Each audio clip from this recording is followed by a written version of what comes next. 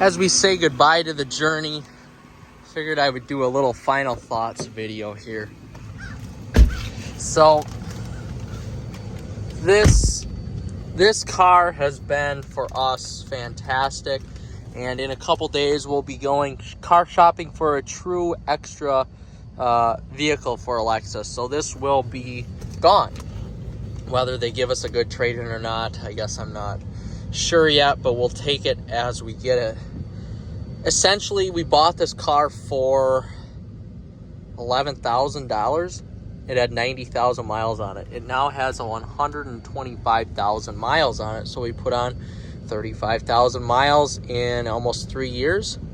So just about the average here. And for $11,000, we've definitely got our money's worth out of it. You know, it's got the Pentastar V6 with 283 horsepower and 265 torque, a 6-speed transmission, all-wheel drive, which is actually very advanced for the Chrysler group here, and heated seats, heated steering wheel, rear entertainment, room for 7 people, and comfy back seats with space. So, and some cool red accents.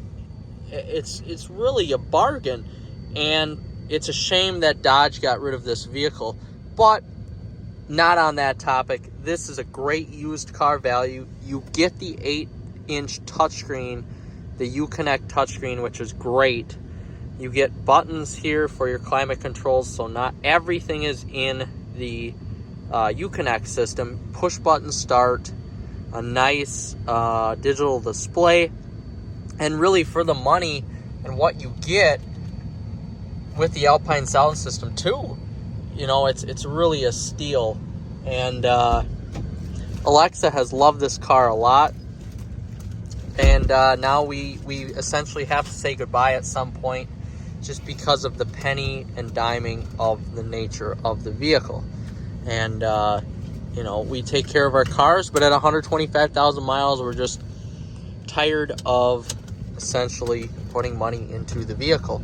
So, you know, every vehicle is different. It doesn't mean that, you know, your vehicle, you're not going to have to put money into it, or you are going to have to put money into it. But at the end of the day, you know, any vehicle over 120,000 miles, especially one being 10 or 11 years old, you're probably going to have to put some money into it at some point. And for us, we just need an upgrade. So that's what we are going to do. But this Journey has served its purpose excellently, and we've been very, very happy with it. The power is adequate. You know, it's not lightning fast, but it's got enough power to get up to speed. The transmission is great, the 6-speed transmission.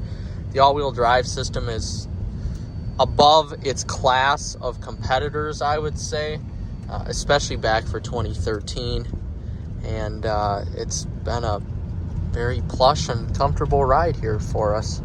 So I'm going to do a little interior detail on this, and then we'll give my final thoughts. As we say goodbye to this Dodge Journey RT, it has a little over 125,000 miles.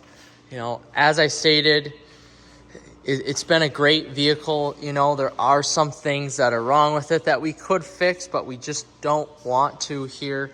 So if we look at the design here, for the money, what you're getting, a 7-seat crossover in the mid-size segment. This is about 196 inches long, all-wheel drive, of course. Pentastar V6, the 3.6 liter, 283 horsepower, 260 pound-feet torque, and dual exhaust out back. So essentially what this car embodies is Dodge. You know, when Dodge was at its peak in the mid 2010s, even up to 2020 and beyond, when they, you know, eventually axed this product here. So what you got was a very, very affordable, especially in 2013, this being right around $29,000, $30,000 RT edition of the Journey. So that got you 19-inch rims. I want to say these are 225s on there. 225s. And, you know, a pretty mighty V6 engine, very reliable. You know, we haven't had any issues with the engine, over 125,000 miles on it. And you can honestly pick one of these up used right now with lower miles, and not necessarily the RT trim, but in the Crossroad trim or the GT trim for $15,000 or less dollars, which in today's market is phenomenal. So as we walk into the interior here, you can see you did get leather seats. Now, these are probably some of the most uncomfortable seats I've ever sat in, especially that passenger seat with the available stow and go inside of the seat, so the seat actually pulls up. But in terms of actual, you know, driving position, this is fantastic. Like, the view out of this SUV, and you can see I've actually got the rear seats up, is great. And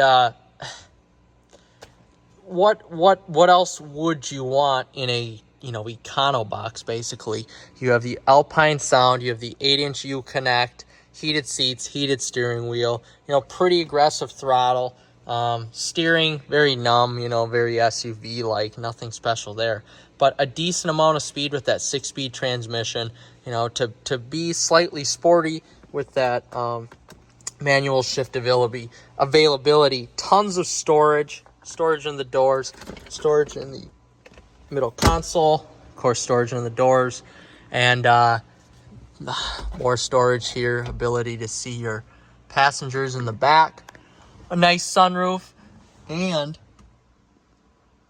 the rear entertainment system. So for being a mid-sized car with 3 rows, even in the back, there is just tons of room, as you can see. Of course, you know, your seating position right now is pretty upright, but you can, these seats are adjustable to go swivel forward, swivel back, and then of course you can adjust your backrest as well with a nice little fold down area there.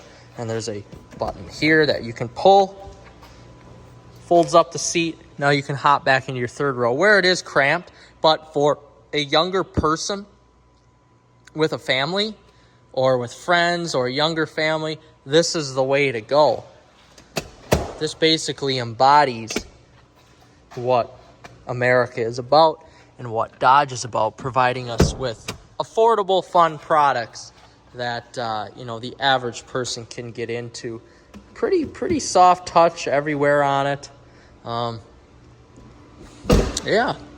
So at the end of the day here, I'm just going to explain, you know, what we've done to this car here since we bought it with 90,000 miles on it. So you can see there is a little bit of rust forming. My fault for not taking care of this car as good as I take care of my other vehicles. Of course, this is my girlfriend's car, so she basically never washes it or details it ever. That's going to change with the next vehicle we buy, of course. But last summer, we had to stick about $2,000 into it, really $3,000. Some of the knuckles were going out on it, so there was a lot of rubbing on the tires, so we had to buy another set of tires. There's $800 right there. The knuckle and the labor to replace a few of these knuckles here, I believe it was actually in the rear, both the knuckles were worn out. That added up, I think, oh shoot, tires and the knuckle replacement was about $2,000, and then the brakes. Of course, we needed to do brakes at that time. So pads and rotors on all 4 corners were changed. So there's about $3,000 right there. So that really sucked to essentially put all that money into the vehicle. $2,500, $3,000. Before that, there was a slight oil leak that we had to get fixed. And that was a pretty easy fix. That didn't cost very much. The backup camera has gone out. I've had plenty of Stellantis products that happens all the time. Now the newer models, you know, 2019 and up, that's not necessarily a problem. But these older models, I've had that happen quite consistently, actually. I